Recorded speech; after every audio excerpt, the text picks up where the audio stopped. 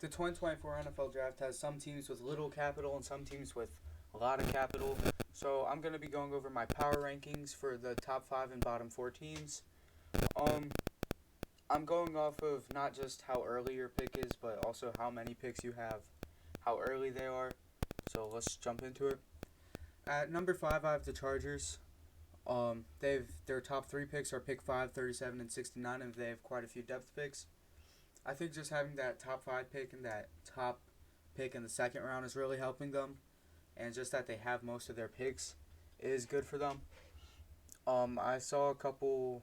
I saw a couple other ideas like this, and that kind of inspired me to do my own. I saw where some people had the Chargers a little higher.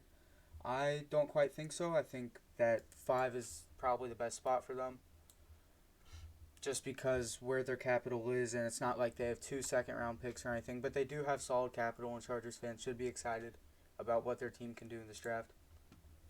At the 29th worst, I have the Jets. Outside of pick 10, they really don't have much. They don't even have a second rounder, so they pick at 10, then 72.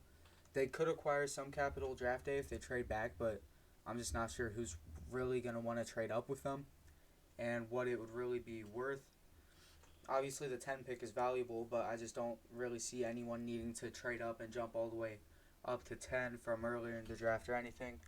But I have them lower just because I don't think that they have too much stock. Even their later round picks where they pick in the later rounds just isn't that great. They have 111, then they pick out 134, 185, 256, 257. So in my opinion, it just doesn't really make up for missing that second round pick or anything. But going up to our fourth best team, we have pick 3, 34, and 68. We have the New England Patriots. I think that they are pretty set on capital. Having pick 3 and 34 is very valuable for them, I would say at least. But then you have 68, so you have your three first, second, and third rounders, and this is really just quality of picks over quantity. Even though the Chargers have a bit more quantity in the later rounds, the Patriots just have the Patriots have 3, 34, 68, while the Chargers have 5, 37, 69. Then even down the board, the Patriots still have higher picks, like 103 over 105. Then it kind of changes up a little bit. But the Patriots would be my number 4. And my third worst team is the Seahawks. They've picked 16, 81, and 102. So they really just do not have much in draft capital. They have later round picks. Like after 16, 81, and 102, they have 118, but then they don't pick again till 179. So I'm just not too hot on the capital that the Seahawks have for this upcoming class. I don't think it's really that good. Even though I think at 16 they can get a solid interior O lineman like Graham Barton or um, Johnson. It's like, I don't know why I forgot his name all of a sudden. I have him pictured right there, but I think that they can still get a solid pick at 16 and 81, but they're just missing a second round pick, and I don't really think they have as much value in this list as other teams. My number 3 is the Bears, and this is especially quality over quantity because they have pick 1 and pick 9. But let's say they just had pick 1, but they didn't have pick 9. They'd probably be down all the way at 5, maybe even 6. Maybe they wouldn't even make this list. But pick 1 and pick 9, just 2 top 10 picks. I mean, having the first pick, too, especially. Then they have their third rounder in 75. But they do not have much depth down the board in draft picks. Because after 75, it's just 122, then they're done picking. So I still think that, you have pick 1 and pick 9. That's very, very valuable. Going on to the second worst team when it comes to draft capital, I have the Dolphins, who pick at 21.55, then not till 158. So they're missing a third rounder and a fourth rounder. So that's pretty huge. But they just don't have the same capital as other teams.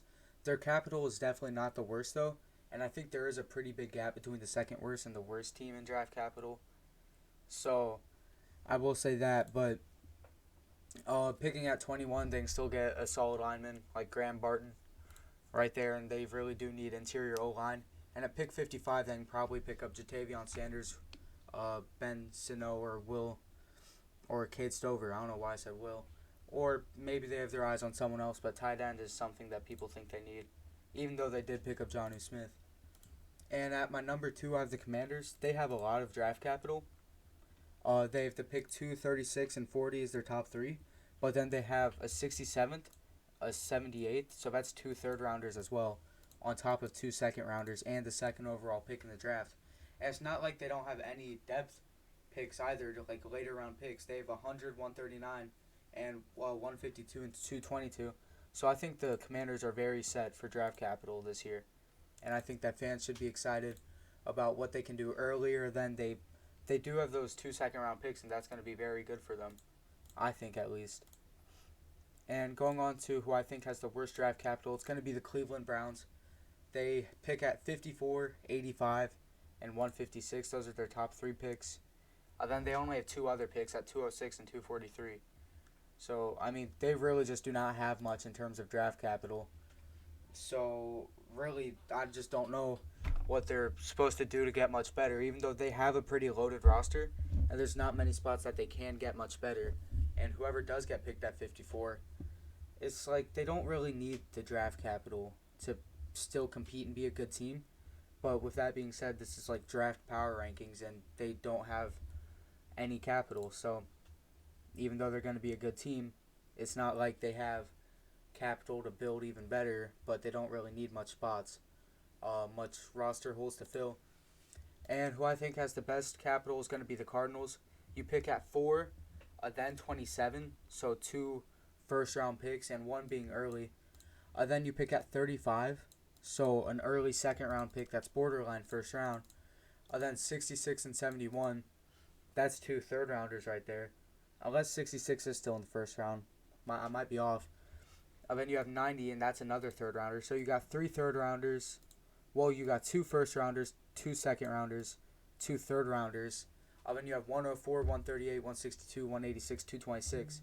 So I think that this Cardinals team is going to be able to build a lot through the draft. And I think that they're going to make what is a semi-weak roster even better. And they're going to be a very good team come the end of the draft and come the start of the season if Murray can show up. But with that being said, that's it. Those are my draft power rankings. If you guys enjoyed this, please come back. Please like and subscribe for more content, or just leave your feedback below what you think I can do better, or what your opinions are on these takes, and who you guys think has the best or worst draft capital. I didn't include the middle teams in here just because a lot of them can be flip-flopped and switched around. Like, if I had to do a 6 team, it'd probably be the Falcons or the Packers. Maybe even the Vikings with those double first-round picks, but they don't have much depth on day 2. And maybe if another team's contending for the worst, maybe the Chiefs, who have 32, 64, and 95. So, just a bunch of late round picks. Not late round picks, but late order picks. You probably get what I'm trying to say. But when you win the Super Bowl, that's what happens, and you don't really need it. But thank you guys for tuning in. Have a good day.